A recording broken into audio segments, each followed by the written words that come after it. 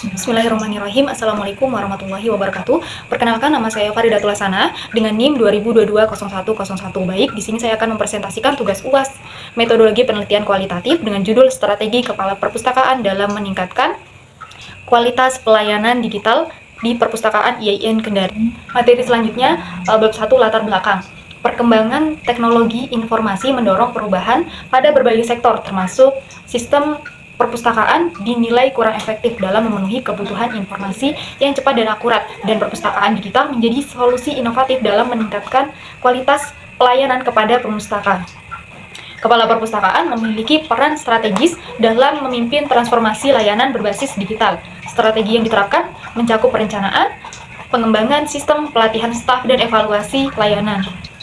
Selanjutnya yaitu rumusan masalah. Nah, yang pertama, bagaimana kualitas pelayanan perpustakaan IAIN Kendari. Yang kedua, bagaimana strategi kepala perpustakaan dalam mengembangkan pelayanan perpustakaan digital di IAIN Kendari. Yang ketiga, bagaimana pengembangan sistem informasi digital perpustakaan IAIN Kendari. Yang keempat, apa faktor pendukung dan penghambat strategi kepala perpustakaan dalam meningkatkan mutu pelayanan melalui pengembangan sistem informasi perpustakaan digital di IAIN Kendari. Selanjutnya yaitu tujuan penelitian. Yang pertama, untuk mengetahui kualitas pelayanan perpustakaan di IAIN Kendari. Yang kedua, untuk mengetahui strategi kepala perpustakaan dalam mengembangkan pelayanan perpustakaan digital di IAIN Kendari. Yang ketiga, untuk mengetahui bagaimana pengembangan sistem informasi digital perpustakaan di IAIN Kendari. Yang keempat, untuk mengetahui apa faktor pendukung dan penghambat strategi kepala perpustakaan dalam meningkatkan mutu pelayanan melalui pengembangan sistem informasi perpustakaan digital di IAIN Kendari. Selanjutnya itu bab 2, kajian pustaka. Yang pertama ada kajian teori. Pada kajian teori ini membahas yang pertama strategi, yang kedua kepala perpustakaan, yang ketiga kualitas pelayanan perpustakaan, yang keempat ada pengembangan sistem informasi, yang kelima dapat diuji kebenarannya, dan yang terakhir keenam yaitu perpustakaan digital. Selanjutnya yaitu penelitian terdahulu. Yang pertama, penelitian diteliti oleh Agus Adi Rahmat Semarang 2017 yang berjudul Skripsi Pengembangan Sistem Informasi Digital sebagai Wadah Produk-Produk Mahasiswa Jurusan Teknologi Pendidikan, Universitas Negeri Semarang. Selanjutnya skripsi oleh Suharman 2017 yang berjudul Strategi Pelayanan di Perpustakaan dalam Meningkatkan Minat Baca Siswa di Sekolah Dasar Negeri SDN 2000 Bulue, Kecamatan Mario Riawa, Kabupaten Sopeng. Selanjutnya penelitian terdahulu dari Sugandi 2013, Juru Model Pengembangan Perpustakaan Digital Perguruan Tinggi di Indonesia. Selanjutnya yaitu alur pikir penelitian. Nah, model konseptual merupakan bagaimana teori tersebut berhubungan dengan berbagai masalah yang penting, Sugiono 2010.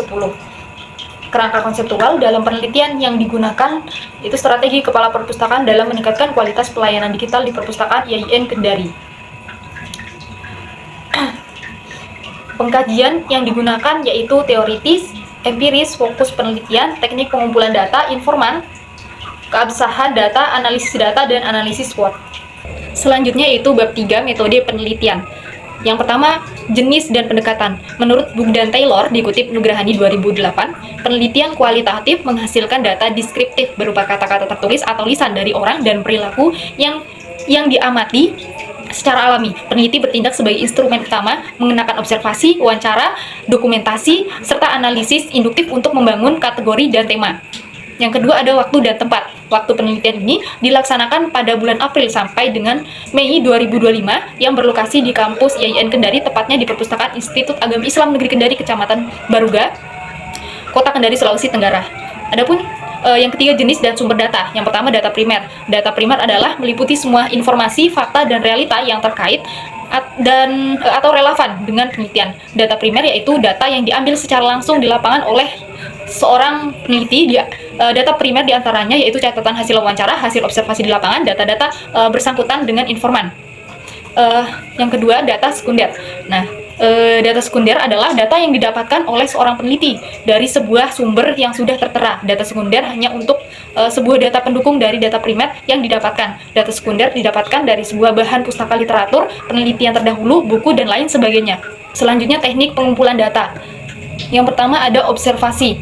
Observasi merupakan penelitian atau pengamatan secara langsung terhadap fenomena atau kejadian objek di lapangan yang diteliti secara objektif dan hasil dari pengamatan tersebut akan dicatat secara sistematis untuk mendapatkan sebuah gambaran yang lebih jelas dengan keadaan di lapangan penelitian. Yang kedua yaitu wawancara. Wawancara merupakan metode yang mengumpulkan data yang dilakukan dengan cara tanya jawab antara dua orang untuk bertukar informasi dan sebuah ide dengan menggunakan metode wawancara, yakni sebagai salah satu cara untuk mengumpulkan sebuah data, yakni menggali sebuah informasi untuk dijadikan sebuah referensi yang diharapkan oleh peneliti. Yang ketiga ada dokumentasi. Dokumentasi merupakan sebuah catatan kejadian yang telah dilampau. Dokumen bisa berupa foto, tulisan, atau sebuah karya dari seseorang. Nah, selanjutnya itu keabsahan data. Peneliti di dalam penulisan proposal ini menggunakan metode triangulasi. Menurut Nur Fajriani dan kawan-kawan 2023 dalam jurnal ilmiah Wahana Pendidikan menjelaskan bahwa triangulasi adalah pendekatan multi metode yang dilakukan peneliti saat mengumpulkan dan menganalisis data untuk memahami fenomena dari berbagai sudut pandang. Nah, teknik analisis data. Menurut Sugiono 2018, analisis data adalah proses untuk mencari dan menyusun secara sistematis data yang diperoleh dari hasil wawancara, catatan lapangan, dokumentasi, dengan cara mengorganisasikan data ke dalam kategori, menjabarkan ke dalam unit-unit, melakukan sintesis, menyusun pola, memilih data penting, dan membuat kesimpulan agar mudah dipahami.